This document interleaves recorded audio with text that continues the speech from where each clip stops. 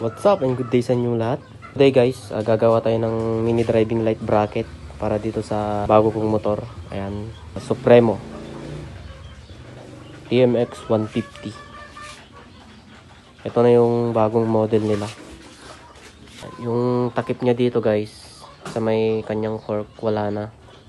Rubber boards na lang. Tapos ginawa na nilang black yung kanyang fender, pati yung kanyang baso-baso, tapos hub, tapos rim 18 pa rin, tapos 8100 ang size sa harap. Same engine pa rin to guys, tapos carb type pa lang siya, tapos ginawa nilang black. Ayan. Tapos yung kanyang pipe all matte black. Yan, maganda. Tapos naka spring type na siya, tapos may kasama pa siyang guys, shock absorber. Ayan. Ilalagay ko na lang kapag nilagay ko na sa may sidecar. Tapos ganun din sa likod. Tapos ang size nito, itong gulong niya 18 din, 90-90. Tapos black hub. Ayan. Tapos yung battery niya andito. Ayan, yung decals niya. Tapos bulb type pa rin yung mga ilaw niya.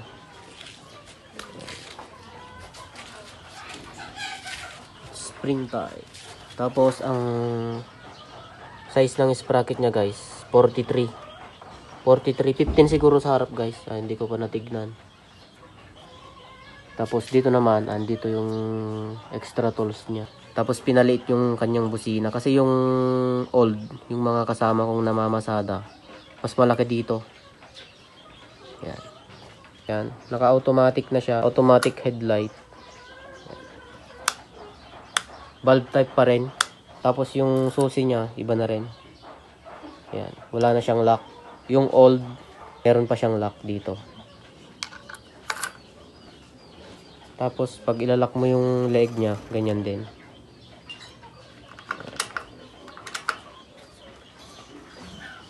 Ayan guys. Ayan guys, ginagawan ko na siya ng bracket. Hindi lang naka-record pala kanina. Ayan, nalagay ko na. Ayan, bakal. Ganito siya guys. Ayan. Flat bar. Ayan, ito yung ginawa kong flat bar guys. Bale, pinutol ko pa yon.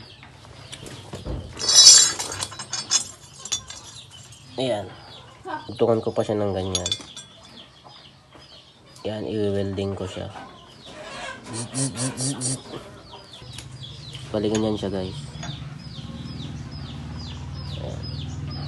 Tugtungan muna natin ito guys. Sukatin muna natin. Ayan, ito yung sukat niya guys.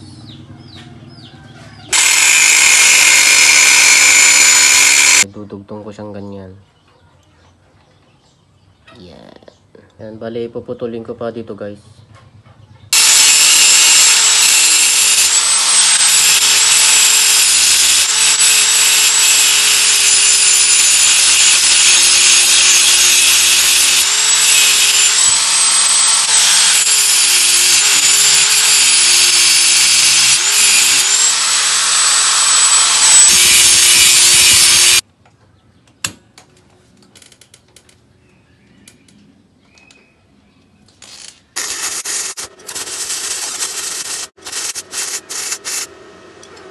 Pangit ng flux cord guys. Actually guys, ngayon ko lang gagamitin yung weldingan ko, yung flux cord niya.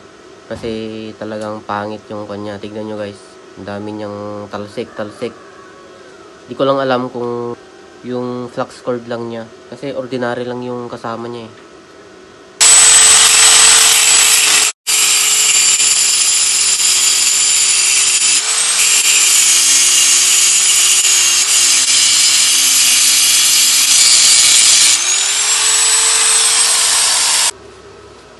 Ayun guys, at nag-grind ko na. Sobrang tigas. Nilagyan ko ulit ng kanal.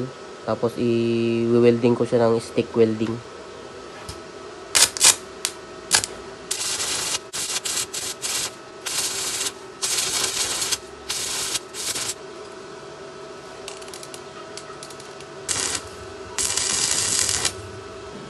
Yan, para sa hindi nakakaalam, hindi tayo expert na welder. Ayan, natin i-grind ko muna guys. Tapos may dudugtong pa tayo dyan mamaya. Ayan guys, at na-grind ko na siya, no. Ayan, okay naman na. Medyo may mga butas-butas lang. Okay na yan. Ayan. Hindi pa tapos to guys. Lalagyan pa natin ng bakal dito. Yung pagkakabitan ng MDL natin. At nalagay ko na yung bracket niya, no. Ayan, eto na siya. Tapos ngayon tatabasan ko muna siya ng bakal na pupunta dito sa may harap niya. Ayun guys, at bali ganito ang ginawa ko. Ayan, meron siyang kanal. Tapos ganito siya. Ayan.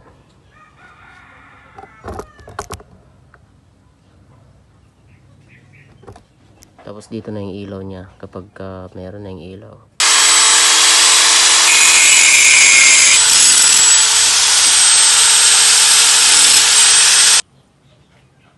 Ayan guys, ito na siya.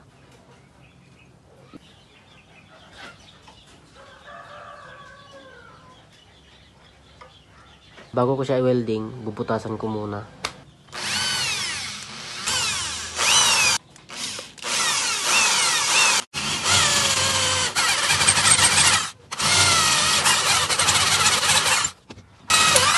Ayan guys, nilagyan ko lang ng 3 para may choice ka kung siya kalayo o kalapit ikakabit mong ilaw.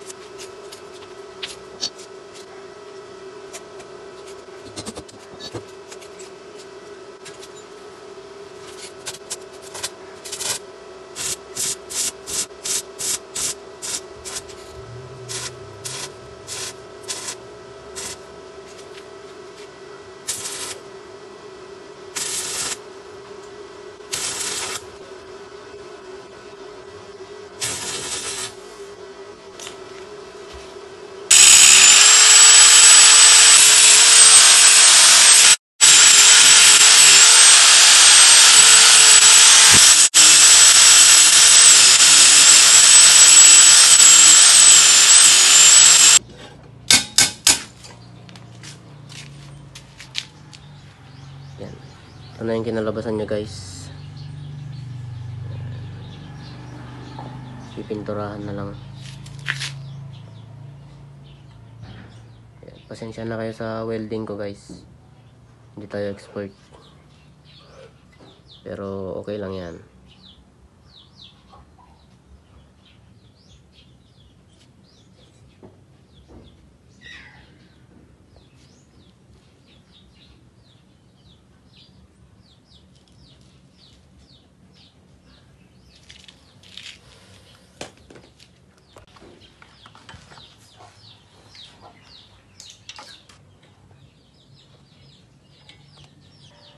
Ayan guys, at naikabit ko na. Ayan na siya.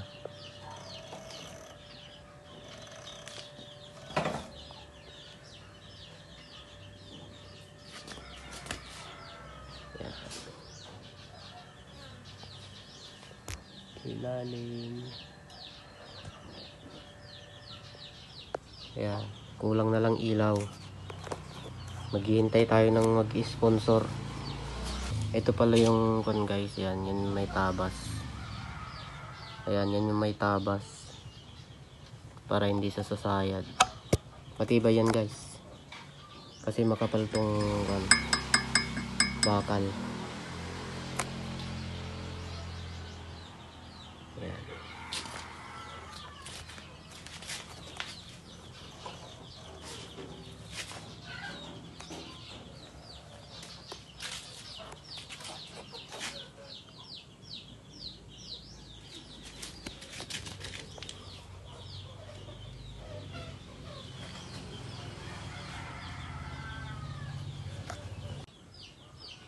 Ayan guys, pantay na pantay yung side.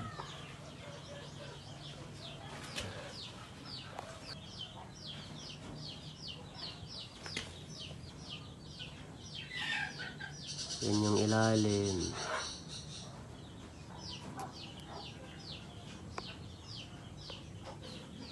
Ayan guys, hanggang dito na lang tong vlog na ito. Maraming salamat sa inyong panonood. Ride safe sa lahat.